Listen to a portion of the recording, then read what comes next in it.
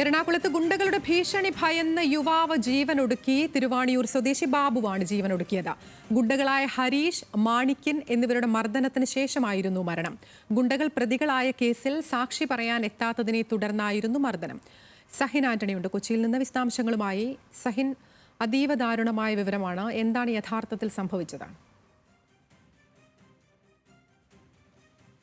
അതിരെ സൂചിപ്പിച്ചതുപോലെ തന്നെ സങ്കടകരമായ ഒരു കാര്യം തന്നെയാണ്. അതായത് തിരുവാണിയൂർ സ്വദേശിയായിട്ടുള്ള ബാബുവാണ് ആത്മഹത്യ ചെയ്തിരിക്കുന്നത്.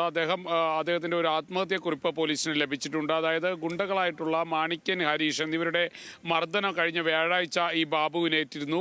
ഇതേ തുടർന്ന് താൻ ഭയന്നു എന്നുള്ളതാണ് ബാബു പറയുന്നത്. മാത്രമല്ല, ഇവർ തന്നെ കൊല്ലുമെന്ന് ഈ ആത്മഹത്യക്കുറിപ്പിൽ തന്നെ അദ്ദേഹം സൂചിപ്പിച്ചിട്ടുണ്ട്. അത് ഭയന്നാണ് എന്തായാലും ഇനി മുന്നോട്ട് ജീവിക്കുന്നില്ല എന്ന് അദ്ദേഹം സൂചിപ്പിച്ചിരിക്കുന്നത്. ഇദ്ദേഹം തിരുവാങ്കുളത്ത് വെച്ചാണ് ആത്മഹത്യ ചെയ്തിരിക്കുന്നത്. നിലവിൽ തിരുവാണിയൂർ സ്വദേശിയാണ് ബാബു.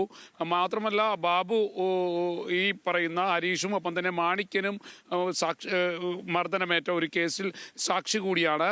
ആ കേസിൽ ഇദ്ദേഹം സാക്ഷി പറയാൻ പോയില്ല എന്നുള്ളതാണ് ഇദ്ദേഹത്തെ മർദ്ദിക്കാൻ കാരണമായിട്ട് പോലീസിന് നൽകിയ പരാതിയിൽ ഉണ്ടായിരുന്നത്.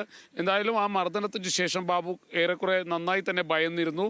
ഈ ഭയത്തെ തുടർന്നാണ് അദ്ദേഹം ആത്മഹത്യ ചെയ്തതെന്നാണ് പോലീസിന് ഇപ്പോൾ പ്രാഥമികമായി മനസ്സിലാക്കാൻ കഴിഞ്ഞിരിക്കുന്നതും.